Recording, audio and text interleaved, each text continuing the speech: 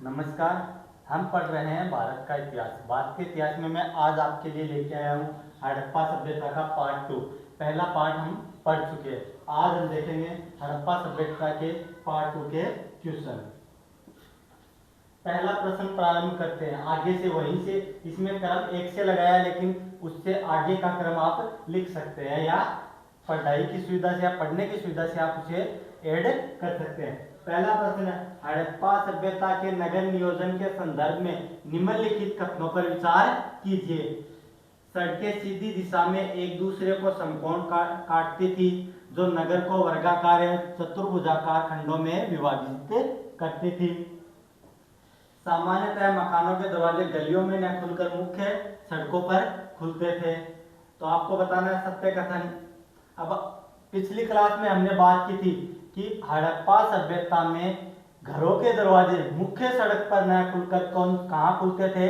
गलियों में। तो ये कथन क्या है? पूर्ण रूप से असत्य है। तो इसका उत्तर हो जाएगा कथन 1, यानी सड़कें एक दूसरे को समकोण आकार पे काटती थी।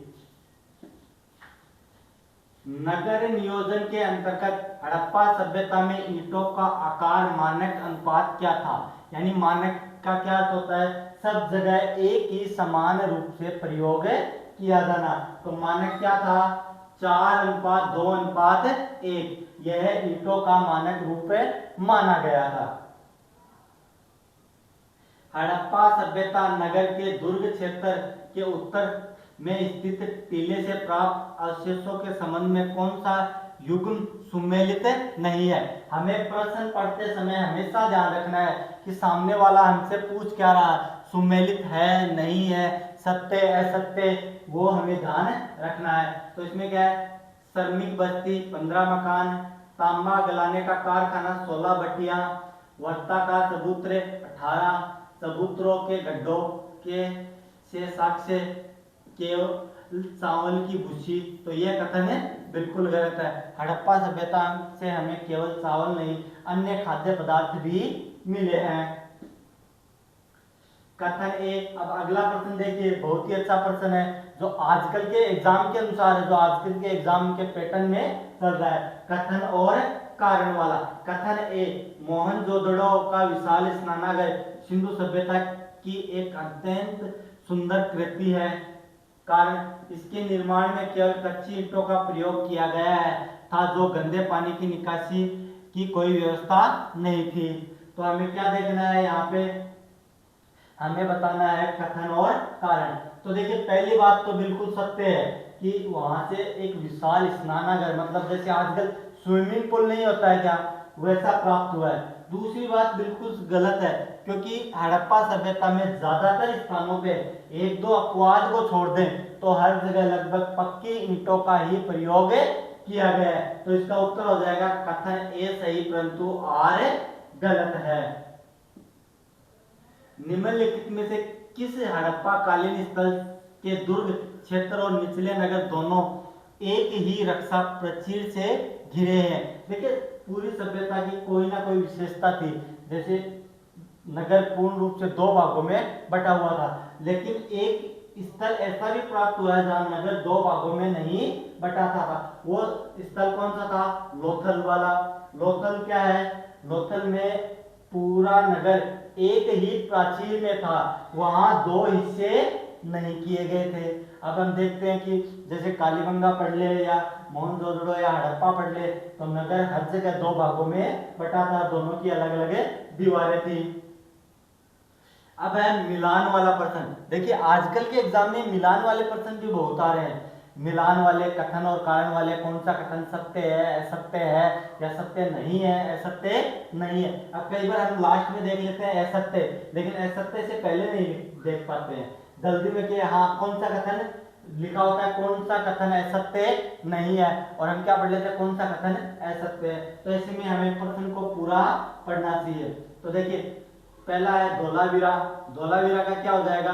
16 जलाशय एवं स्टेडियम का प्रमाण। तो क्या हो जाएगा इसके सामने? 3। हमने लास्ट क्लास में धोलावीरा के बारे में बात की थी। दूसरा है चुंद उदड़ो। चुंद उदड़ो का क्या हो जाएगा? वर्गाकार ईंटें। ठीक है, तीसरा है कालीबंगा। कालीबंगा से क्या हो जाएगा, आयताकार अग्निवेदिकाएं, और बनवाली से क्या है, मिट्टी का बना खिलौना। तो इसका उत्तर हो जाएगा ए नंबर, ए के सामने 3, बी के सामने 1, दो के, सी के सामने 2 और डी के सामने 4। तो हमें ये मिलान और उन जगह से प्राप्त विशेष सामग्री या विशेष स्थान को भी याद रखना है। पूरी क्लास में हम देख रहे हैं, पिछली क्लास में भी मैंने आपको धोलावीरा और कालीबंगा के बारे में बताया था, वहां भी प्रश्न आए थे। सिंधु सभ्यता में अलंकृत ईंटों का साक्ष्य मुख्य रूप से कहां से प्राप्त हुआ था? लास्ट क्लास में भी हमने इस बारे में बात की थी। अलंकृत ईंटें कहां से मिली है? कालीबंगा से। कालीबंगा कहाँ है? हनुमानगढ़ में, और हनुमानगढ़ कहाँ है? राजस्थान में। तो कालीबंगा कहाँ हो गया? राजस्थान में। लोथल में स्थित डाक यार्ड गोदीवाड़ा की संरचना के संदर्भ में निम्नलिखित कथनों में असत्य कथन की पहचान करनी है। गोदीवाड़ा मतलब आजकल बंदरगाह जिसे बोलते हैं, बंदरगाह गोदीवाड़ा, याद रखना है चीज को। तो क्या है, यह निचले नगर के पूर्व में स्थित था। यह कथन बिल्कुल सत्य है। इसका निर्माण पक्की ईंटों से किया गया, यह भी सत्य है। इसका आकार 218 मीटर लंबा और 36 मीटर चौड़ा है, 3.3 मीटर गहरा है। चौथा है, यह केवल मिट्टी से निर्मित एक कच्चा तालाब है, यह बिल्कुल गलत है। अब ये कच्चा तालाब होता तो इसे गोदीवाड़ा नहीं मानते। गोदीवाड़ा तो कुछ न कुछ जहाजों के खड़े होने की व्यवस्था भी की होगी, जहाज भी व्यवस्थित किए होंगे। सिंधु घाटी सभ्यता के सामाजिक स्वरूप के संदर्भ में कौन सा कथन सत्य है? पिछले प्रश्न में हमने देखा था, हमें असत्य कथन पूछा था, और इस प्रश्न में हमें सत्य कथन बताना है। समाज पूर्ण पितृ सत्तात्मक था, बिल्कुल गलत बात। समाज का स्वरूप मात्र सत्तात्मक था, बिल्कुल सही बात। वर्ण व्यवस्था के स्पष्ट प्राण वैदिक काल जैसा था, यह बिल्कुल गलत बात है। वर्ण व्यवस्था सिंधु सभ्यता में नहीं थी। योद्धा वर्ग समाज में निवास करता था, यह बात भी गलत है। योद्धा वर्ग था ही नहीं, क्योंकि हमें सिंधु घाटी सभ्यता से युद्ध के प्रमाण नहीं मिलते, या हड़प्पा सभ्यता से हमें युद्ध के प्रमाण नहीं मिलते हैं। और अगर योद्धा होंगे तो युद्ध होगा, तो इस बात से स्पष्ट होता है कि उस समय युद्ध नहीं थे, वो लोग शांति प्रिय थे, शांति प्रिय लोग थे, उन्हें युद्ध जैसी चीजों से मतलब नहीं था। ज्यादातर माना जाता है कि वो व्यापारिक वर्ग से थे। क्यों? क्योंकि व्यापारिक वर्ग भी आज के टाइम युद्ध से बचता है। वही मानते हैं कि यहाँ पे हमें कोई हथियार वगैरह नहीं मिले हैं। प्रश्न है, हड़प्पा समाज को मुख्य रूप से किन वर्गों में विभाजित माना जा सकता है? तो देखिए, हड़प्पा विद्वान वर्ग, योद्धा वर्ग, व्यापारी एवं शिल्पी वर्ग, श्रमिक वर्ग। ब्राह्मण, क्षत्रिय, वैश्य हमें वैदिक काल में पढ़ने को मिलेंगे। शासक और दास वर्ग, ये हमें लगभग गुलाम वंश में आने के बाद इसकी स्पष्ट जानकारी मिलती है। हालांकि गुलाम भारत में पहले भी होते थे, गुलामों की जानकारी हमें पहले भी मिलती है, लेकिन इसकी स्पष्ट हमें गुलाम वंश में हमें इसकी ज्यादा जानकारी मिलती है। केवल और राजा और प्रजा, ये भी गलत है। तो इसका उत्तर हो जाएगा विद्वान ब्राह्मण वर्ग। इसका उत्तर ए हो जाएगा। ब्राह्मण, क्षत्रिय, वैश्य कहाँ मिलेंगे हमें? वैदिक सभ्यता में। चंदन निवासियों के भोजन और वस्त्रों के संदर्भ में निम्नलिखित कथनों पर विचार कीजिए। मैंने आपको बताया था कि कथन और कारक वाले प्रश्न भी आते हैं, कथनों पर विचार करने वाले प्रश्न भी आते हैं। ये प्रश्न बहुत अच्छा है, दिया गया है। यहाँ पे हमें 2 कथन दिए गए, दोनों कथनों को पढ़ना है, उनमें क्या सही है और क्या गलत है यह जानना है। सेंधववासी शाकाहारी और मांसाहारी दोनों प्रकार का भोजन करते थे, ये बिल्कुल सत्य है, क्योंकि हमें वहां पे पालतू पशुओं के साथ पालतू पशुओं की हड्डियां भी मिली है। कालीबंगा के पास तो हमें वैदिक अग्नि वेदिकाओं के पास हमें बलि के संकेत भी मिले हैं। यह केवल सूती वस्त्रों का उपयोग करते थे, उन्हीं वस्त्रों का ज्ञान प्राप्त इन्हें नहीं था, ये बात बिल्कुल गलत है। तो इसका उत्तर हो जाएगा केवल ए सत्य है। लाल रंग के कपड़े का साक्ष्य एक चांदी की डिबिया के अंदर से कहां से प्राप्त हुआ है? कौन से कपड़े का? लाल रंग के। इस लाल रंग को भी हमें याद रखना है। ये हमें एक साक्ष्य प्राप्त होता है किसमें? चांदी की डिबिया में। तो कहां से प्राप्त हुआ? मोहनजोदड़ो से। आभूषणों के संदर्भ में 6 लड़ियों वाला सोने का हार कहाँ से उत्खनन से प्राप्त हुआ है। अभी इस चीज से जानकारी मिलती है कि भाई महिलाओं को आभूषण की लालसा पहले भी थी। अब मान लो 6 लड़ियों वाला हार है तो जाहिर सी बात है कि आभूषण, ज्यादातर आभूषण महिलाएं पहनते, ऐसा नहीं है कि पुरुष आभूषण नहीं पहनते। कई समाज, आदिवासी समाज में कई समाज ऐसे होते हैं जो आभूषण पहनते हैं, लेकिन हड़प्पा सभ्यता में मूल रूप से अभी तक हमें प्रत्यक्ष साक्ष्य नहीं मिले कि पुरुष वहां कोई आभूषण पहनते थे या नहीं। तो हमें कहाँ से मिला है, ये मिला है हमें हड़प्पा से। यानी हड़प्पा सभ्यता का पहला खोजा गया स्थल कौन सा था, हड़प्पा। इसी के नाम पर इस सभ्यता का नाम भी क्या पड़ा, हड़प्पा। सौंदर्य प्रसाधनों के साक्ष्यों का मिलान कीजिए। यानी सौंदर्य प्रसाधन मतलब महिलाओं के श्रृंगार के या पुरुषों के श्रृंगार में जो प्रयोग की जाती है वो साक्ष्य हमें यहाँ मिलान करना है। प्रसाधन बॉक्स कहाँ से प्राप्त हुआ है भाई, हड़प्पा से। लिपस्टिक कहाँ से मिली है, लिपस्टिक मिली है चुन-ओदड़ों से। वर्गाकार दाढ़ी रखने का साक्ष्य कहाँ से मिला है, मोहन-जोदड़ो से। अब ये प्रसाधन बॉक्स क्या होता है, आजकल जिसे क्या बोलते हैं, श्रृंगार बॉक्स नहीं बोलते हैं, विवाह में जो बड़ी पटला के साथ में जो बॉक्स दिया जाता है उस बॉक्स को श्रृंगार बॉक्स बोलते हैं। तो ये वही है। तो इसका उत्तर क्या हो जाएगा, ए के सामने 3, बी के सामने 1 और सी के सामने 2। हड़प्पा वासियों के में प्रचलित समाधान प्रणालियों में सबसे लोकप्रिय प्रणाली कौन सी थी। यानी वर्तमान में मान लो समाधान का मतलब है अंतिम संस्कार की प्रणाली। वर्तमान में भी अलग अलग है, जैसे हिंदुओं में अलग है, हिंदुओं में कई संप्रदाय ऐसे हैं जो दफनाते हैं। अब मान लो दादू दयाल संप्रदाय की बात करते हैं तो ना जलाते हैं ना दफनाते हैं, मृत्यु के बाद अपने शरीर को जंगल में छोड़ देते हैं ताकि वहां पे जीव जंतु उनको खा सकें। तो हर धर्म या हर समाज का एक अलग अपना समाधान यानी अंतिम संस्कार की प्रणाली होती थी। तो सबसे अधिक क्या था, पूर्ण समाधान। पूर्ण समाधान मतलब उसको जलाकर उसकी अस्थियों को कलश में दफना देना, ये पूर्ण समाधान माना जाता है। जैसे वर्तमान में करते हैं, वर्तमान में हम अंतिम संस्कार के बाद तीसरे को जाते हैं, उनकी हस्तियों को चुनते हैं और उनको बाद में गंगा जी में विसर्जित कर देते हैं। अगला प्रश्न है, हड़प्पा सभ्यता में दफनाए गए मृतकों की दिशा और कब्रों की बनावट के संबंध में निम्नलिखित में कौन सा कथन सत्य है। यानी हड़प्पा सभ्यता में जो मृतक दफनाए गए थे उनका सर किस तरफ था और वो कब्र किस आकार की थी, गोल थी, अंडाकार थी या भुजाकार थी या चौरस थी, वर्गाकार या आयताकार थी। तो इसका हो जाएगा सामान्यतः सिर उत्तर और पैर दक्षिण की दिशा में रखे गए और ज्यादातर क्या थी, वर्गाकार आयताकार आयताकार कब्र ही प्राप्त हुई। हालांकि हमें कई जगह अंडाकार कब्रें भी मिलती हैं। हड़प्पा स्थल से प्राप्त कब्रिस्तान के संबंध में सत्य कथन का चयन कीजिए। तो कौन सा कथन है, ये दुर्ग क्षेत्र के दक्षिण में स्थित थी, बिल्कुल सही बात है। पुराविदों ने इसे R37 का नाम दिया। लास्ट क्लास में हमने इस बारे में बात भी की थी, क्या नाम दिया था, R37। इस एक कब्र से मृतक की लकड़ी के ताबूत में रखकर दफनाने का साक्ष्य मिला है, जो सुमेरियन सभ्यता जैसी परंपरा दर्शाती है।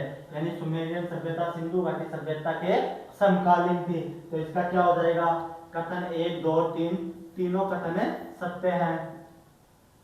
इस हड़प्पा कालीन स्थल में युगल समाधान यानी दोहरे दफनाव के साक्ष्य मिले हैं। तो कहां से मिले, लोथल कहाँ है, गुजरात में।